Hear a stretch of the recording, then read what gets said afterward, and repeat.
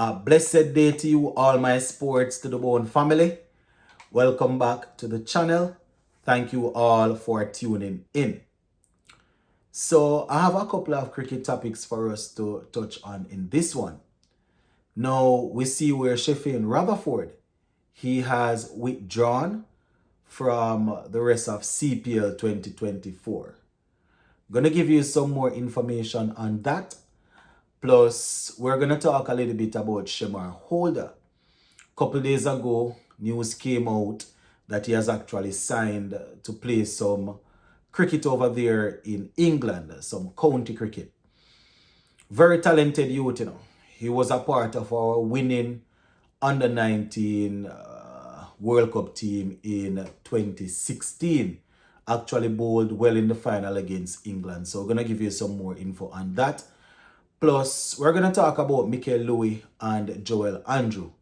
Two players who they have done some work in the CPL so far. So give a listening ear until the end and let me know what you all think in the comment section.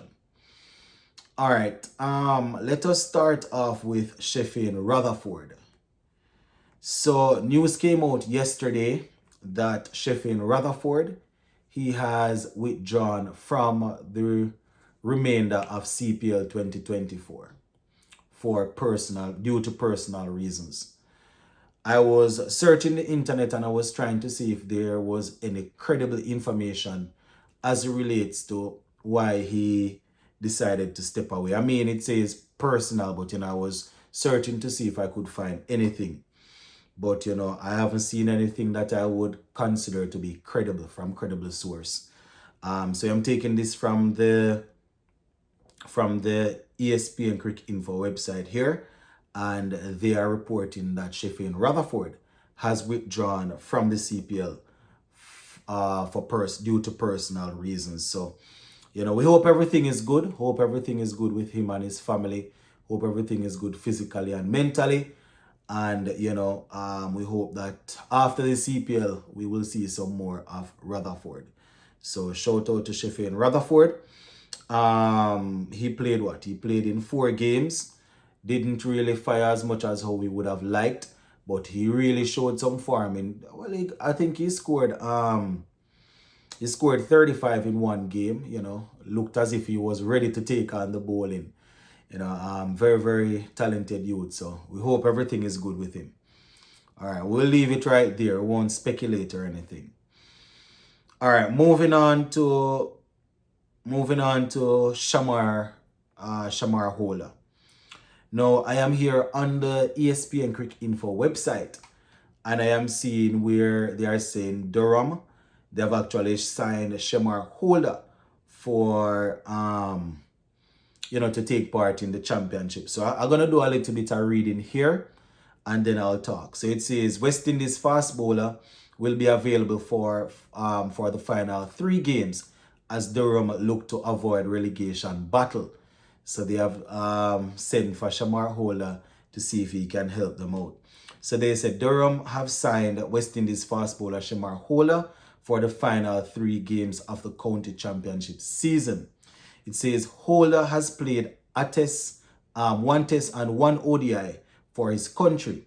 They said that he will be available for the round of championship games starting on Monday, right? So he will be there. He's set to replace Neil Wagner, who has sustained an injury. Neil Wagner, the pacer from New Zealand, right? So this is what our representative said.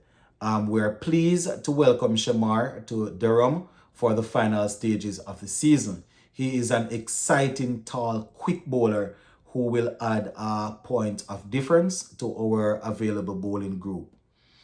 Right? They said that with international call-ups and a number of injuries, it was extremely important to bring in an additional seamer. And we are pleased to have secured a bowler of Holder's quality. All right, so this is what Chemar Holder had to say, and I quote, "It feels very good to be a part of Durham and to be playing county cricket for a second time. Once I step on the field, I always put my best foot forward and leave everything out there. I will put my all into the upcoming games, and I'm looking forward to this opportunity. I can't wait to get started if I am selected this week and give my all for the team. End quote. So that's Chemar Holder, my viewers and subscribers.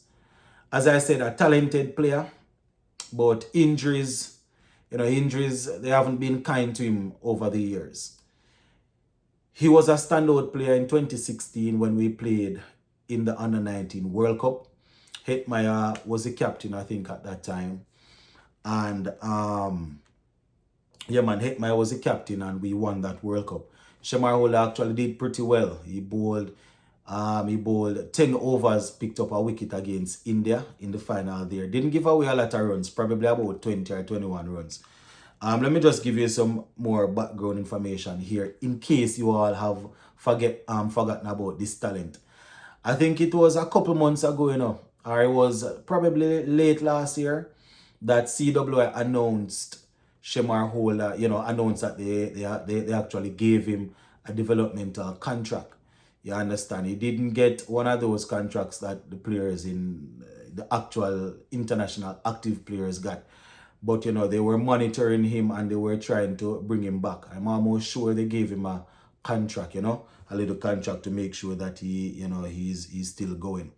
So on the ESPN Quick Info thing here, it is reminding us that, he actually had a very good 2019-2020 championship for Barbados. He took 36 wickets at 18.91 apiece. And Barbados actually won the title that year. They are reminding us that in the Under-19 World Cup in 2016, which I was alluding to just now, you understand, he took 1 for 20 in his 10 overs, to help West Indies overcome India. All right, but it has been tough. It has been tough since. I think it was in 2018 he actually made a West Indies A debut against England. An unofficial test. So 1 test and 1 ODI to his name. Really, really hope that this stint here over there in England will reignite the fire. You understand? You can almost say that he's one of them old-fashioned seamers, aggressive, runs in, and he's always giving it his all. Hopefully he's up and running. It's going to be very interesting to see how he performs over there. All right, and just before we go, I want to talk a little bit about Mikel Louis and Joel Andrew. 2 players who they have impressed so far in the CPL.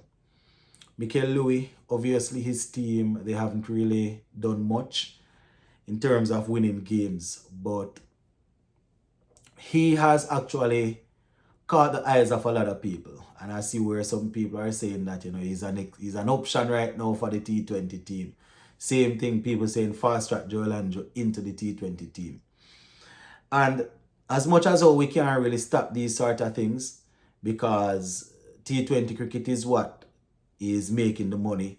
And once CWI see somebody coming through, they generally try to pull them that way. Even though they are going to say the players need to play red ball cricket to continue to develop, they are going to pick them.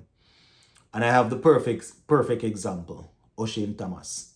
I remember when I did an interview with Oshane Thomas, I was asking him, when he just came through, if he wasn't thinking about playing 4-day cricket for a while, learning to put a spell together, bowling overs behind overs, working on his craft.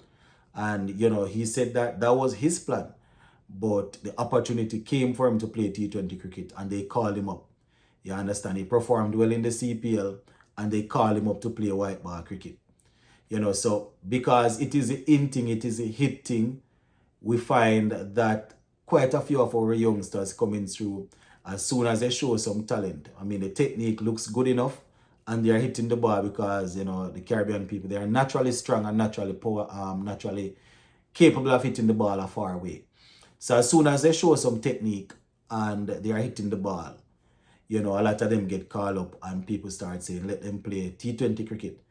And then when they start going all over the world and playing in different franchise leagues, we're the same one that starts complaining about the players not representing us and not wanting to play. Now, somebody like Andrew and Louis, he has made his test debut and all. We should probably be looking at possibly integrating him in the ODI setup. Probably not rush him into any T20 right now. We have a lot of players that we can say, well, let us try rotate this and that one for openers or number 3, 4 spot in T20. But he has shown good technique, he has shown temperament, and the ODI format is a format that we haven't done well in for a little while. So, he could possibly be somebody that we look at. Obviously, we're gonna want to see what he has to offer in the Super 50. But I'm just cautioning people. Let us be careful about talking about fast tracking these guys. I'm not saying we can't fast track them, but let's be careful what we're fast tracking them into. You understand? We can see the talent. We are watching the cricket, so we can see the talent. So Joel Ando, obviously we have been talking about him since under 19 World Cup, and we see him doing his thing here in the T20s, in the CPL. But I am hoping that even if they bring him into the mix to continue his development with the senior players, I am hoping he won't be thrown into the deep end like that. We basically lose Puran and Hekmai and quite a few others, that we think they would be good test players. Once again, we know T20 is where the money is at. We know that is what the players will want to do. We can't stop them. But if we can channel them as officials and administrators, talking about CWI. If we can start to channel them, not saying that we're going to stifle them and hold them down and not give them the opportunity to play T20.